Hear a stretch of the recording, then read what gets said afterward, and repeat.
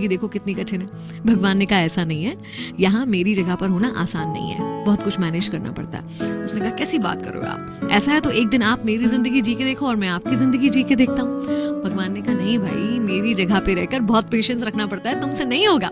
उसने कहा जरूर होगा, आप मुझे मौका दो, आप जो कहोगे जैसा कहोगे करूंगा, लेकिन एक दिन के लिए मुझे भगवान बनने दो और आप एक साधारण इंसान बन के जी के देखो। भगवान मान गए, लेकिन भगवान ने कंडीशन रखी कि बहुत सारे लोग आएंगे, तुमसे कुछ भी कहेंगे, लेकिन तुम्हें रिएक्ट नहीं करना है। वो तुमसे चाहे प्रार्थना करें, चाहे तुम्हें अच्छा बोले बुरा बोले, तुम्हें सीधे खड़े रहना है, ना तुम्हें कुछ बोलना है, ना अपनी जगह से हिलना है, बिल्कुल मूर्ति की तरह ही खड़े रहना।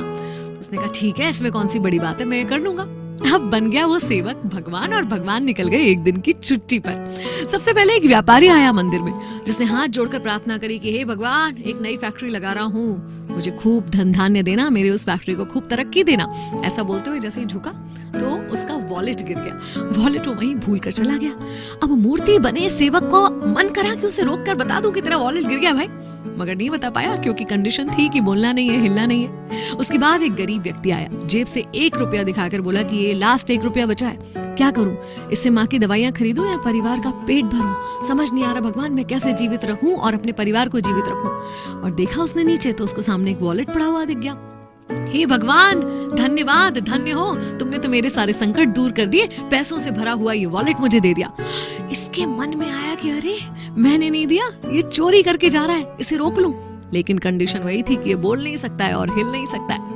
तीसरा व्यक्ति एक नाविक वहां पर आया, एक सेलर, जो कि जहाज लेकर 15 दिन के लिए समुद्र में जाने वाला था। प्रार्थना करने आया था अपनी सुरक्षा की, कि वो सुरक्षित सफर से अपने परिवार के पास वापस आ सके।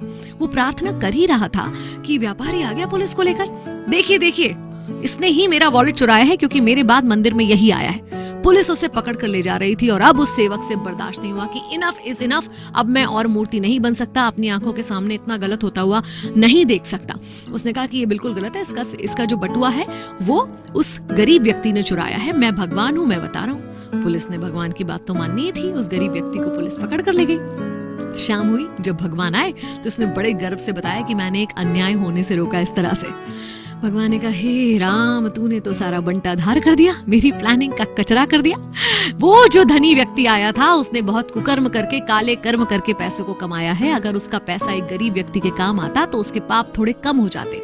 उस गरीब के परिवार में कुछ पैसा आने से उसका परिवार पल पाता। और ये जो नाविक जिसे तुमने समुद्र में भेज दिया ना, वहाँ बहुत बड़ा तूफान आने वाला है, इतना बड़ा तूफान जिससे जिंदा बचकर आ नहीं सकता। अगर वो जेल चला जाता 15 दिन के लिए तो उसकी जान बच जाती। तब उस सेवक को एहसास हुआ कि ये सब कुछ तो शायद मैं सोच ही नहीं सकता था, मैं तो क्षणिक जो कुछ हो रहा था वही देख रहा हूँ। और यही हम और आप भी करते हैं, ऊपर वाले की उस लंबी प्लानिंग को समझ नहीं पाते। कुछ क्षणों के लिए जो चीजें हमें लगती हैं कि हमारे साथ गलत हो रही हैं, एक्चुअली उसके पीछे भगवान का कुछ बड़ा अच्छा सा प्लान छुपा होता है। याद रखिए, अगर ये आपकी मर्जी से नहीं हो रहा है ना, तो ये भगवान की मर्जी से हो रहा है, और जो कुछ भगवान की मर्जी से होता है वो बहुत अच्छा होता है।